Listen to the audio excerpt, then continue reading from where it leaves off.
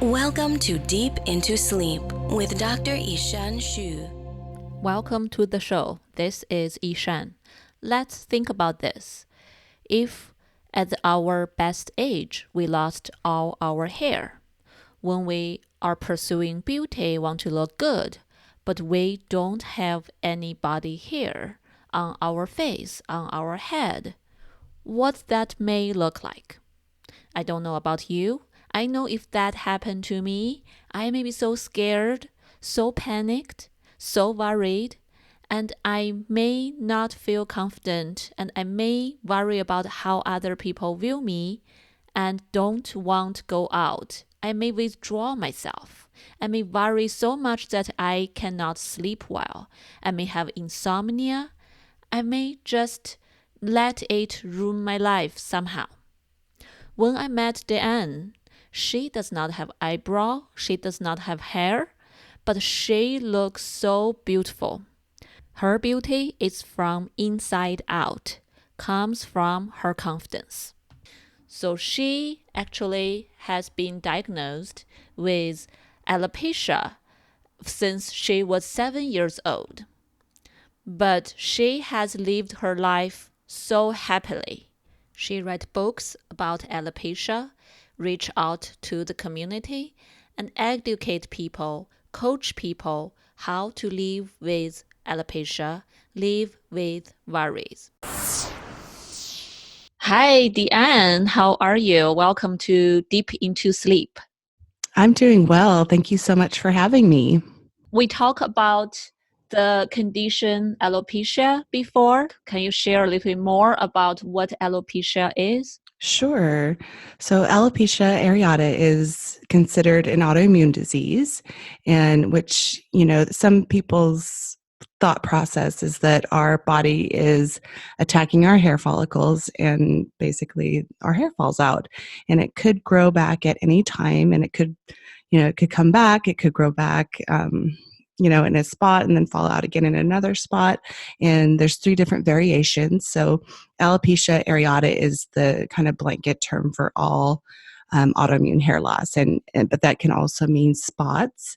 So the areata piece is, usually the size of a quarter or a dime or some coin of some sort. And then alopecia totalis is complete scalp hair loss, and that you might still have your eyebrows and eyelashes and nose hair, but alopecia universalis, which is what the variation that I have, is head to toe hair loss. So no Wow. eyelashes, brows, nose hair, ear hair, anything like that. So it definitely has some ups and downs for sure.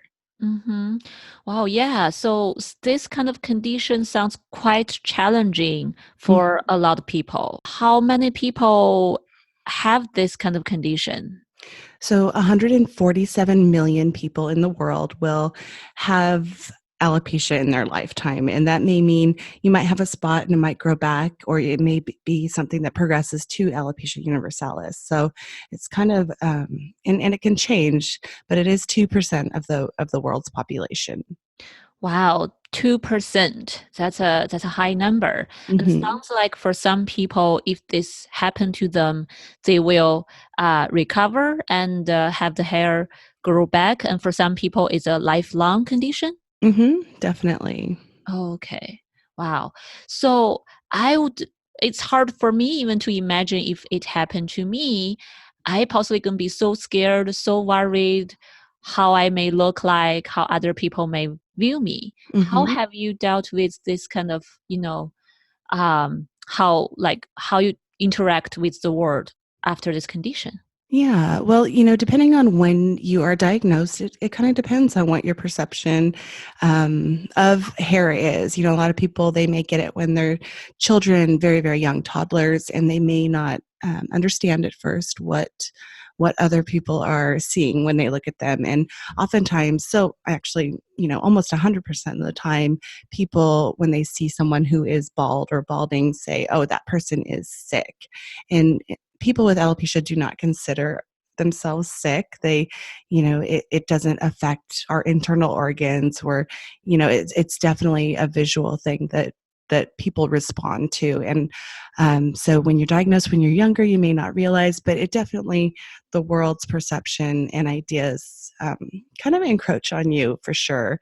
And if you get it as an adult, you're really kind of hyper aware of how people are responding to you and how you feel about yourself. Your confidence, can just plummet, especially when you're first diagnosed and you're losing massive amounts of hair. You're showering and you're seeing it in the drain and it's all over, your vacuum sucking it up. And it's just kind of it's a big deal. And for men as well, this is definitely not a woman focused disease. It's a 50-50, 50% men, 50% women. So wow, I never really know about this condition so closely. And I did not know about all these struggles. When I met you the first time, you look so confident to me. And that's amazing now, understanding a little more about all these conditions, difficulties you have to face. Mm-hmm. Well, and it's definitely, the societal look about hair and the association with femininity and virility and all this stuff that comes with the, just the thought process of what hair is and what it signifies in our lives. And, definitely in different cultures, it means different things. But here in the US, definitely that, you look at TV and there's so many hair commercials and it's all about more luminous, beautiful, gorgeous hair. And those are super frustrating to watch when your hair is falling out. So it's kind of an interesting process that you go through where you're grieving. It's considered a grieving process that nobody kind of gives you credit for it. You go, okay, yes, my hair is falling out. Is it just hair? That's what people will say around you. Oh, it's just hair. It's not a big deal, but it really truly is. It is. You are losing a piece of yourself, and that process of grieving is real. You go through the same things when you lose a limb, and comparing it to something like losing an arm or something is, it just, that's kind of a mind thing too. You're like, why am I, I didn't lose my arm. I didn't lose a child. I didn't, this is something that I should just be dealing with. I feel superficial. And so there's a lot of weird mind games that go on when you're losing your hair because there's the outside world saying, it's only hair. You should be fine with it. You're not sick. You don't have cancer. And you're thinking those things to yourself too. But it's still just kind of a normal part of the process. Yeah. And it sounds like it's really hard for the world, for other people who don't have this condition to try to understand the desperation, the sadness, this big shift of self-identity happening. Definitely. Yeah. I would imagine this kind of struggle gonna keep people up at night. For sure. Yeah. And I think the level of, sometimes when we're diagnosed with alopecia, our doctors, physicians, dermatologists, whoever we're seeing will say, oh, you're dealing with too much stress and this is why your hair is falling out. So there's always a trigger for people. And then at the end of the day, we still need our sleep, right? It's part of self-care. It's part of what makes us be kind of functional human beings every day. And losing sleep is a huge part of it, especially I think with as parents when we're trying to figure out how to navigate the world with our child who has just been diagnosed with alopecia, right? We're losing sleep. We're wondering what to do. We're wondering how to talk to our children's peers and classmates and teachers and school coaches, or sport coaches. And there's just a lot of overthinking that happens too, which I think is a big result of not getting enough sleep. Yeah, definitely. And so I'm curious for your own experience. And may I ask if you feel comfortable to answer at what age you were diagnosed? Yeah. So I was diagnosed at age 7. So I was in the second Quite grade. young. Mhm.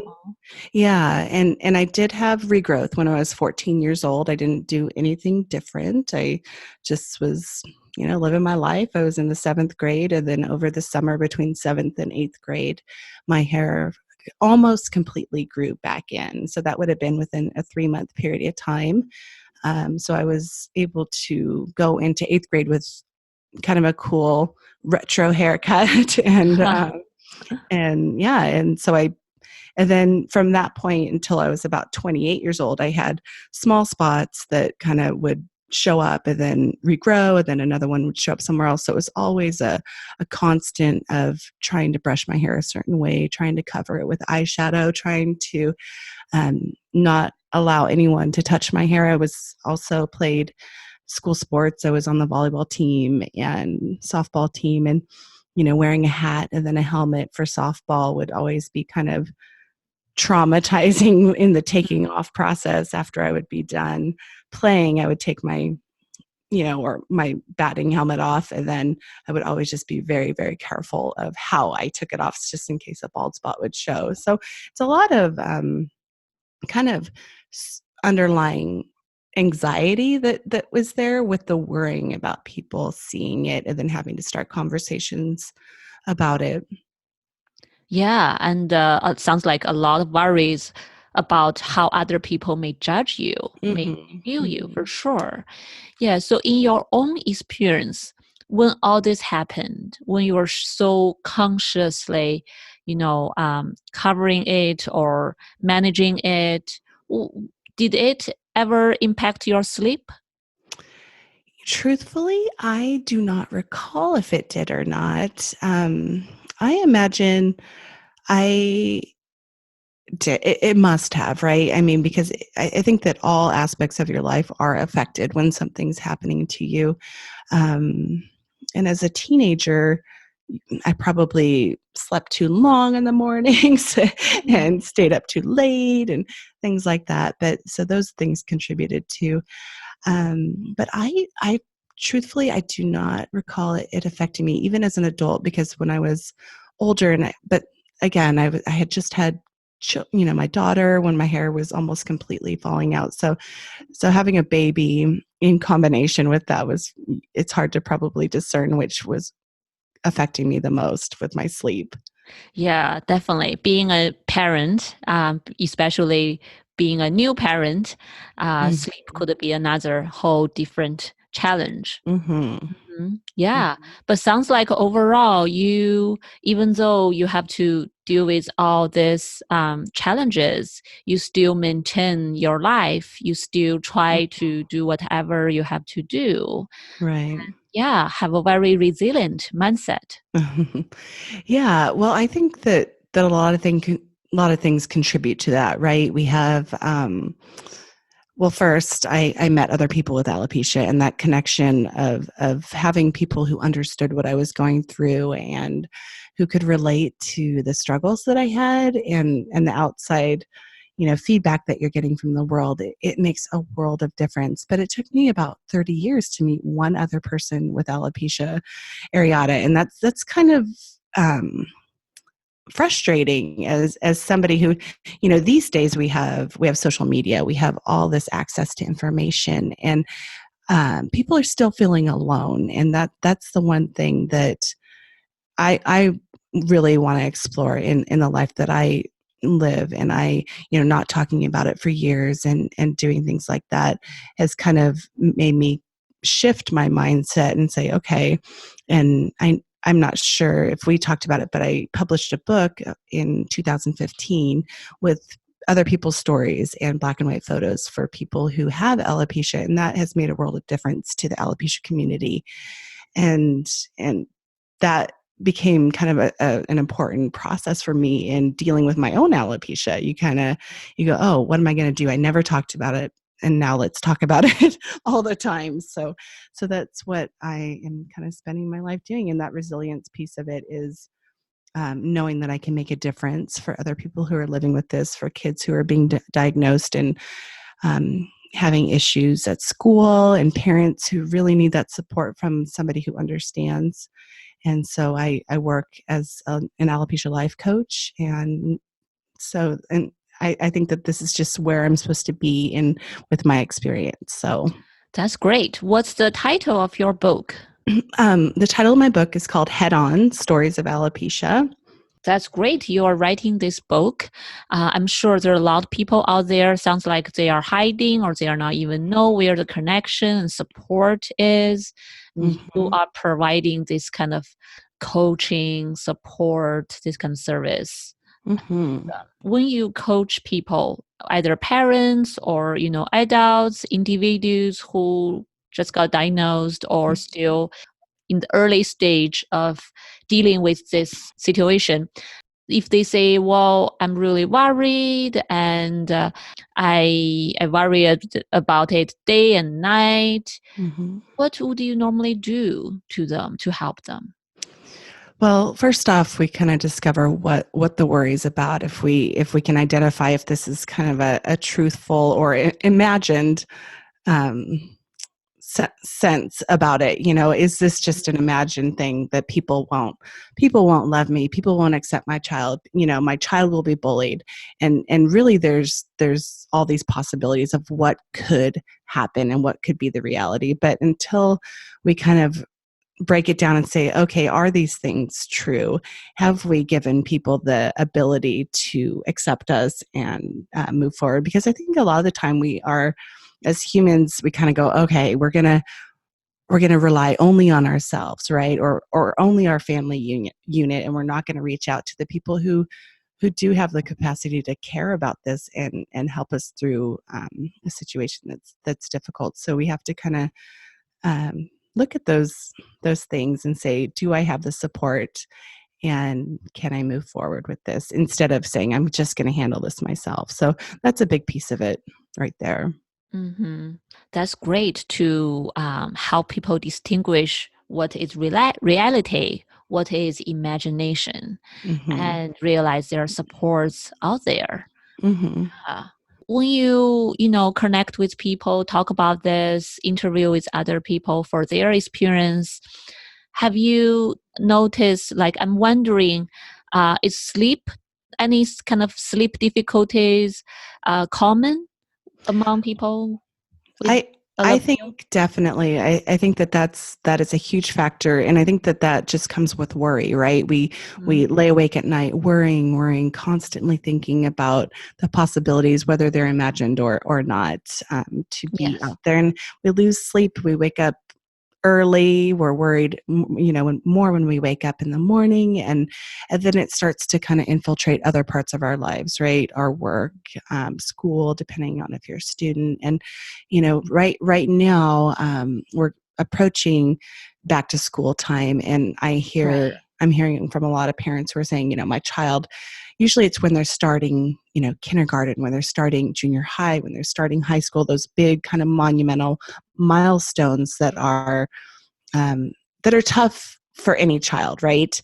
And so we look at those and we go, okay, are things going to be more difficult? And immediately we say, oh yeah, I remember going into middle school and how challenging that was, or high school, and just the things that are different. And that's the same for all children, but children with alopecia, especially if you've just been diagnosed over the summer and you're starting high school, middle school, it's a big deal, right? And so Yes. kids are losing sleep over this. They're worried. They're worried about just this new transition in life, and then they have alopecia on top of it. So Right. Already a big challenge in life by going to middle school, going to high school, and they have to worry about how they look, how other people may mhm. look at them.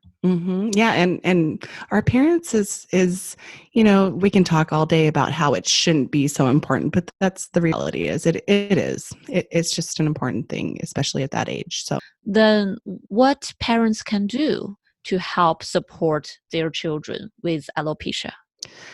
the number one thing is to open up conversations. Just ask questions without being, that's another thing. I have a teenager here at home too, so Uh-huh. just opening up conversations is kind of a challenging thing. But asking questions and not, I think we're tempted to offer all these solutions to our kids, but not really giving them the freedom to think about what those options are, and to say, today I want to, I'm going to wear a hat for the first 3 months of school. And if I feel more comfortable taking it off and not having to do that, then that's great. If I want to wear a wig or any type of hairpiece or anything like that, then they should be able to do that. And it's not about.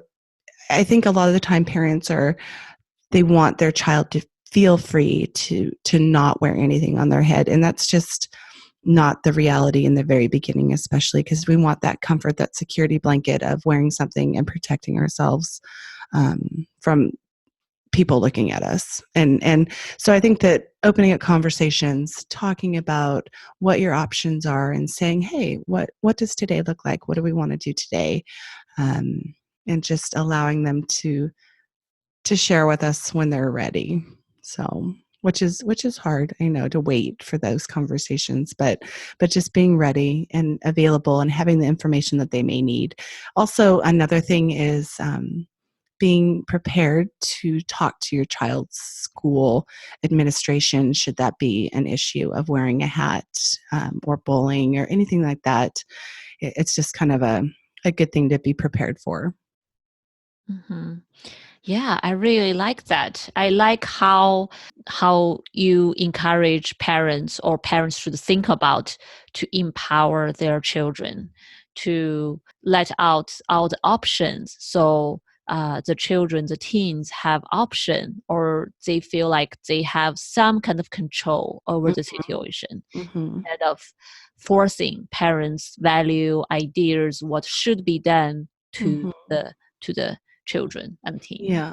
Well, I think too, the one thing is you feel completely out of control, whether you're a parent or an adult or child, whenever this is happening to you, you feel completely out of control. You're just seeing strands of hair all over the place and you're like, oh my gosh, what can I do about this? And the thing that you can't do is to control what you put on your head or don't put on your head. And that's kind of, like you said, it is empowering to say, today I'm going to do this or that or whatever it may be, and just kind of see what happens. Yes, yes, exactly. And I feel like relate to many other areas. I see when people are empowered, when they know what to do, they know the options, and they have certain amount of freedom of doing this versus doing that, and then it helps them to reduce the worries actually. Mm-hmm. Definitely. Another big thing is to find a local support group or an online support group. Before I mentioned that I didn't really have any access to that growing up, but these days we have the Children's Alopecia Project, which they have different places all over the world where you can meet either online. They have groups specific to cities, and then they have camps around the country as well. We actually have one coming up in Seattle in November, so I'm really excited about that. Wow, And great. yeah, anytime you can get around people who understand, especially for kids, it makes a world of difference. It makes a huge, huge difference when you can just hang out with people, kind of bounce some things off each other, and have that access for parents to kind of speak freely in an environment that is totally safe, that where people understand. So that online support, local support is key for sure. Yes, definitely. So you mentioned something earlier about teens, they possibly really worried, or the parents worry about their children going to get bullied at school. I Mm-hmm. know middle school, high school, sometime, it's pretty difficult already, and Mm-hmm. bully could happen to any kids. And I'm wondering for kids with alopecia, do bully actually happen more often against them? I I think that anytime you physically look different or have any difference that's obvious, you're just a target. That just happens. And the opposite, the kind of opposing side of that is like, oh, okay, that secrecy part where I'm feeling like I want to take care of this myself or not talk about it as a child or teen, is that the feedback's going to be like, oh, hey, let's pull this kid's hat off, let's pull this kid's wig off. And that happened to me a lot of when I was in elementary school. Well, I didn't have a wig later, but that happened a lot to me in elementary school. And these days, I'd like to say that schools are more aware and intolerant of that, but it is happening. And even if it's not happening, the worry is always there that it will happen. Right. Even outside of school, the worry is constantly there. So I know that when I hear stories of kids saying, I'd like to talk to my class, or Jeff with the Children's Alopecia Project, he does school tours. So he'll do a certain region of the United States, and he has gone to Canada and he's gone to South Africa. He's kind of gone everywhere, and he goes into the schools and he just educates about alopecia. And I do that a bit myself locally when parents ask me to come in, and I'm happy to come in and just share about what it is. And oftentimes with kids, they just want to know. They want to know it's not contagious, first off. They want to know what it is. Children are so open to us being different these days, diversity. I love that. So it's really not the kids that are, it's trickling down to the kids from parents and grandparents who are a little bit older, who don't understand, who maybe have questions and aren't asking them in the right ways. But we can educate our kids so that they can go home and tell their parents and siblings and everything like that, this is what it is. And it's not a big deal. When I did that for, because I wore a wig as an adult when my hair fell completely out. Again, at the age of 32, my daughter was in school, and I was hearing some comments that reminded me of being in school. And I thought, okay, I need to go in and talk to this classroom. And I went in and I just did some very basic education, and they were like, oh, okay. And that was it. Not another word, nothing. And my child, my daughter didn't have to deal with any difficulty. Yeah. Wow. Amazing. Yes. So instead of hiding and surprising and being sad alone, I really like how you approach the situation and help people understand. And by provide some even basic education, sounds like that can make a big difference. Mm-hmm. Well, and oftentimes when you say it's alopecia areata, they go, oh, I know my aunt has that. People will know someone with alopecia, and it's not because that 2%, that is a very large percent of the population, that somebody probably knows someone with it, whether or not they wore a wig or a hat and they never talked about it. You go, oh yeah, maybe that's what that person was going through. So that's kind of a nice education piece too, where you go, oh, all right, I'm hearing from this child that this is what it is. And when you're open about it, which I'm going to admit is not very easy when you're going through something and you're trying to go through the grieving process and understanding what's happening. It's not easy, but I know that when kids are open and tell a friend, talk to their classroom, talk to their entire school, and it just makes a world of difference. But like I said, it's not easy for everybody, and it's a process. So if they can have a friend with them, a support system that can do that, then that really makes a world of difference too. Yeah, that's great. I think that gave a lot of parents and kids a lot of good guidance and some hope that there's a lot we can do about it. I'm wondering, at the end, do you have any tips or any suggestions to either adults or children who are dealing with alopecia? Mm-hmm. Yeah, definitely reach out to those support groups that are available locally and online. And one of the number one things that I find is that people stop doing the things that they love. They stop going to the gym. They stop being part of a sports team, or even going and doing things that are really independent, like art and things that they love. So I think that I would suggest continue to do the things that you love.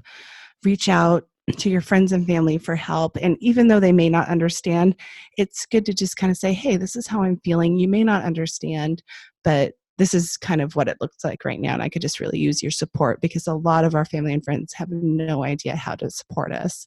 And so those local support groups, reaching out to friends and family, and also just continue to do the things that you love. Those are kind of the top three for me, because it reminds you of who you are And the, building confidence is huge too. Continuing to say, I am good at volleyball, at art, at bowling, whatever it might be.